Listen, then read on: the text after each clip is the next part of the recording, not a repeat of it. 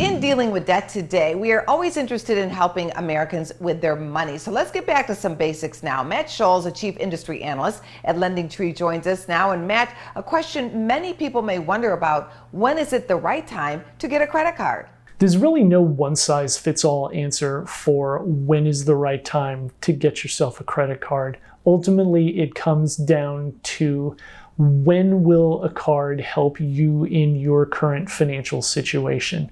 And that could have a million different applications depending on your individual circumstance. Everybody has different needs. If you're just getting started with credit or you're rebuilding credit, it can be a good time to get a new credit card.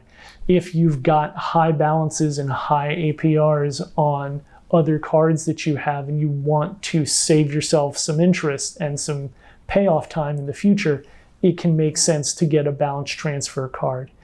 If you are doing some big ticket shopping or back to school shopping or holiday shopping or something like that, it can make sense to get a new card in order to take advantage of those sign-up bonuses that can come along. There are as many different reasons to get a new credit card as there are people who want one. It's just important that you take the time to understand what you want from a card and how you generally use a card.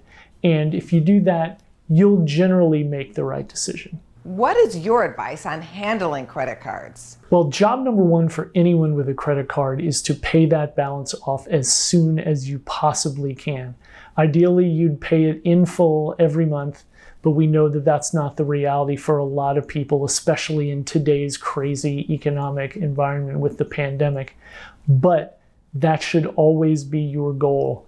And if you can't pay in full, it's imperative that you pay at least the minimum and you do it on time every single time. Because if you miss a single payment by 30 or 60 days, it can really, really wreak havoc on your credit. And there is very little in life that is more expensive than crummy credit. So really make sure that whether you're doing it through auto pay to take it out of your own hands or you do it manually, make sure that you make that payment in full every single month if you can. But at a minimum, make sure that you pay something and you pay it on time. When do you know you are in trouble with credit?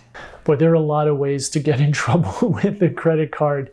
Speaking as somebody who made my own mistakes through just a lot of really bad decisions in my 20s, I can tell you that credit card stuff can get out of hand pretty quickly.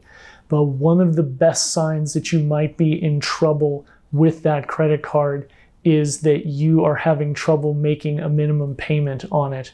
That's a really, really bad sign.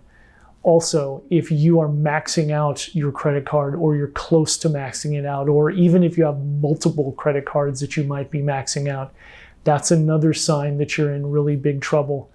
If you just keep forgetting or you can't seem to pull it together to pay your credit card bill on time each month, that can mean really big trouble with your credit card. And that's a really tough spot. And if you get a new credit card in order to reduce your balance, in order to save yourself some interest, like a balance transfer credit card, and you can't resist the temptation to go ahead and spend a little bit more with that new available credit that you have, you're probably in a little bit of trouble with that credit card. Ultimately, what you need to do is make sure that you understand yourself in relation to credit cards. Understand if you're okay with juggling multiple cards. If you're not, don't get multiple cards. See if you can figure out how you typically spend on a credit card in a given month. That can help you learn how to manage. Find out what you want from a credit card, whether it's travel rewards, cash back, or whatever. Once you figure that out, that can help you learn how to manage a credit card and keep you out of trouble. But really, if you are in trouble, it's important that you don't just bury your head in the sand. You got to take action. You got to do something to get that stuff under control. Well, I just want to thank you so much, Matt, for all of your help. Thanks for having me, Angie. For more Business First AM, check us out on social media. We're on Facebook, YouTube, and Twitter. And go to businessfirstam.com for where to see our show on TV.